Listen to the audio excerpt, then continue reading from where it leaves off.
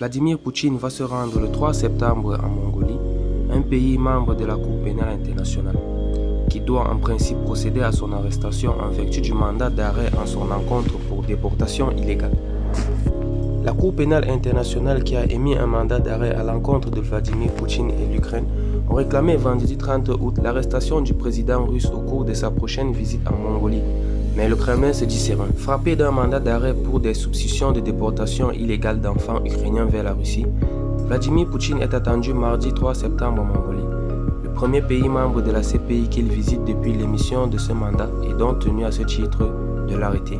Dans cette nouvelle vidéo, découvrons les raisons de l'arrestation de Vladimir Poutine. Comme tous les autres États partis au statut de Rome qui a fondé la CPI, la Mongolie a l'obligation de coopérer avec elle, a déclaré la presse un porte-parole de cette juridiction, Fadi El Abdallah. En Ukraine, le ministère des Affaires étrangères a aussi exhorté, dans un communiqué, les autorités mongoles à transférer Poutine à la Cour pénale internationale de la Haye. Mais selon le porte-parole de la présidence russe Dmitry Peskov, il n'y a pas d'inquiétude.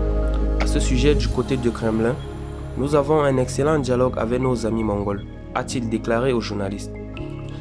Bien entendu, tous les aspects de la visite ont été soigneusement préparés, a-t-il ajouté.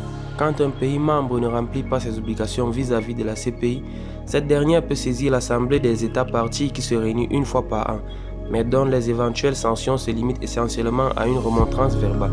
Dans le passé, d'autres individus faisant l'objet d'un mandat d'arrêt de la Cour, comme l'ex-dictateur soudanais Omar El-Béchir, se sont rendus dans les pays signataires du statut de Rome, sans être inquiétés. La Mongolie l'a pour sa part signé en 2000, avant de le ratifier en 2002. Vladimir Poutine serait responsable du crime de guerre de déportation illégale de population des enfants et du transfert illégal de population, c'est-à-dire toujours des enfants. Des zones occupées de l'Ukraine vers la Fédération de Russie, peut-on lire dans le mandat d'arrêt émis le 17 mars 2023. La Russie, qui ne reconnaît pas la CPI, a toujours fermement rejeté les accusations portées par cette juridiction contre le président russe. Le président Poutine a toutefois pris soin depuis près d'un an et demi d'éviter certains voyages à l'étranger, faisant par exemple l'impasse sur le sommet BRICS en Afrique du Sud en août 2023, puis sur celui du G20 en Inde en septembre de la même année. En revanche, il s'est notamment rendu en Chine en mai, en Corée du Nord en juin, ou encore en Azerbaïdjan mi-août, aucun de ces pays n'étant membre de la CPI.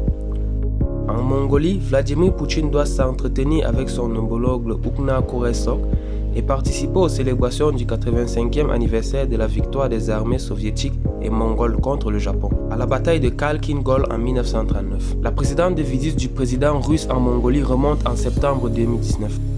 La Mongolie est enclavée entre la Russie et la Chine, qui convoitent notamment ses richesses, ressources naturelles et veulent y accroître leurs influences, tout comme les États-Unis.